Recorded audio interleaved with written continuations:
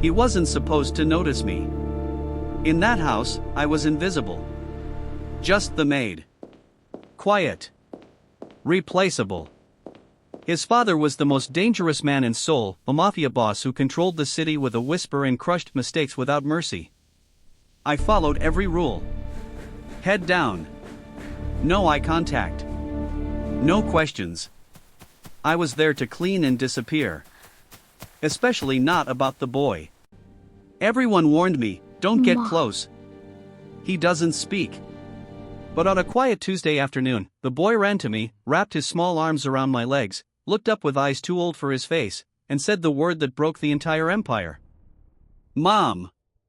His father was standing right there. He heard every word.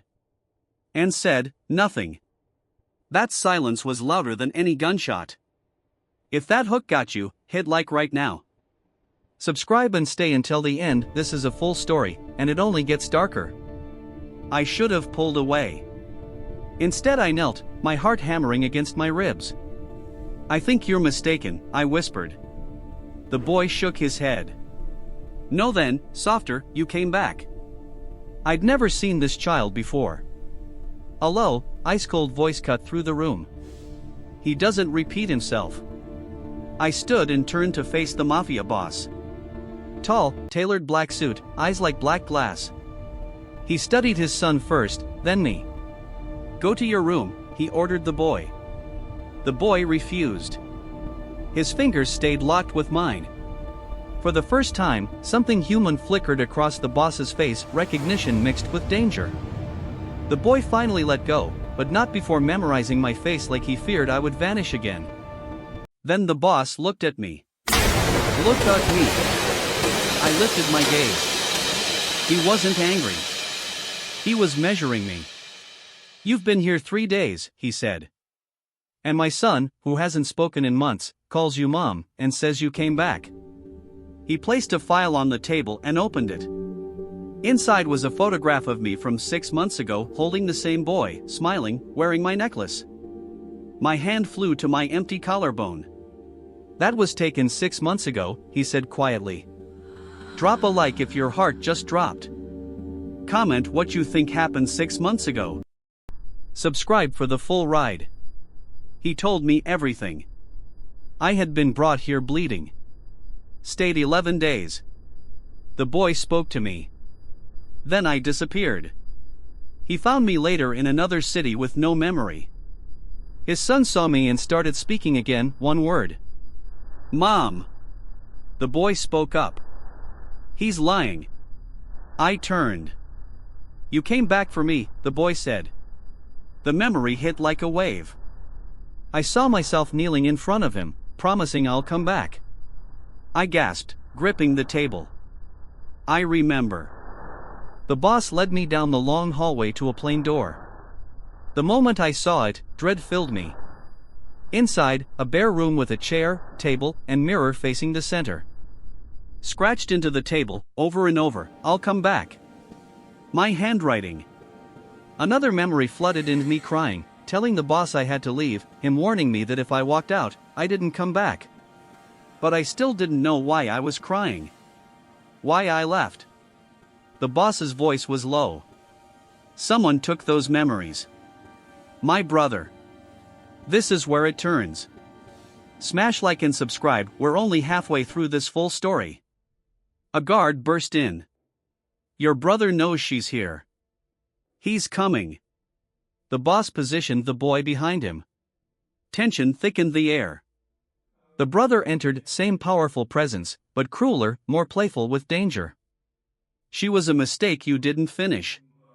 The boss stepped between us. She's not leaving. The brother laughed. Then you choose her over the empire. Without hesitation, the boss said, she stays. Chaos. Guards moved. The boss blocked them. No one touches her. The brother's smile vanished. Let's see how long she survives your choice. As he left, he looked straight at me. You should have stayed gone. In the silence that followed, I faced the boss. You chose me. Yes. Why? He stepped closer. Because you looked at me like I wasn't a monster. And my son chose you first. The boy took my hand. You came back for me. I knelt again. I did. But if I stay, they'll use me to destroy you both. Tears filled the boy's eyes. I pressed my forehead to his. Sometimes coming back isn't the same as staying. I walked toward the door. The boss didn't stop me. But as I passed, his voice followed, quiet and final.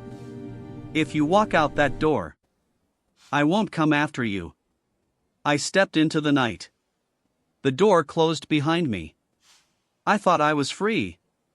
I was wrong. If you're still here, comment I'm still watching so I know to drop next part soon. Subscribe and turn on notifications. The city swallowed me. I changed hotels twice in 3 days. But every night I dreamed of the boy's voice and the boss's eyes. On the 4th night, I felt it, I was being watched. A black car pulled up beside me on a quiet street. The boss stepped out. Alone. You said you wouldn't come after me. I lied. He looked exhausted but still in control. My brother put a price on your head. He wants to erase you completely this time.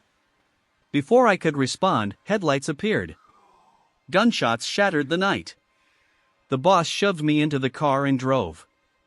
We escaped into the mountains outside Seoul. In a safe house, the truth came out. He showed me more photos, recordings, even a video of me from 6 months ago, laughing with the boy, arguing with the boss, then crying in that room. The final memory returned fully. */ I had discovered the boss's brother was planning to kill him and used the boy as a puppet. I tried to warn the boss but was caught. They drugged me, erased what they could, and dumped me. But the boy's love and one promise kept pulling me back. I wasn't running from you, I whispered. I was trying to save you. The boss stared at me, something breaking in his eyes for the first time. Then stay. Fight with me. This moment changes everything. Hit like if you felt that. Subscribe, the ending is coming. We return to the city. The brother had already made his move, attacks on the empire, threats to the boy. In the boss's penthouse, we prepared for war. The boy ran to me the moment I walked in and refused to let go. That night, as the boss stood by the window looking over Seoul, he said, I built this empire on fear. But you and my son, you make me want something else. Before I could answer, the power cut. The brother's voice came through the speakers. You had your chance, brother. Now I take everything, the empire, the boy, and her. Gunfire erupted below. The boss handed me a gun. Protect him. The boy looked up at me with tears but steady eyes. You came back. Don't leave again. I held him close. I won't. The boss looked at me one last time, not the cold Mafia boss, but a man who had chosen love over power. Then the doors exploded. Some promises bring you back. Some start wars. And some decide who lives and who disappears. This is only the beginning. If you watched all the way to the end, comment below.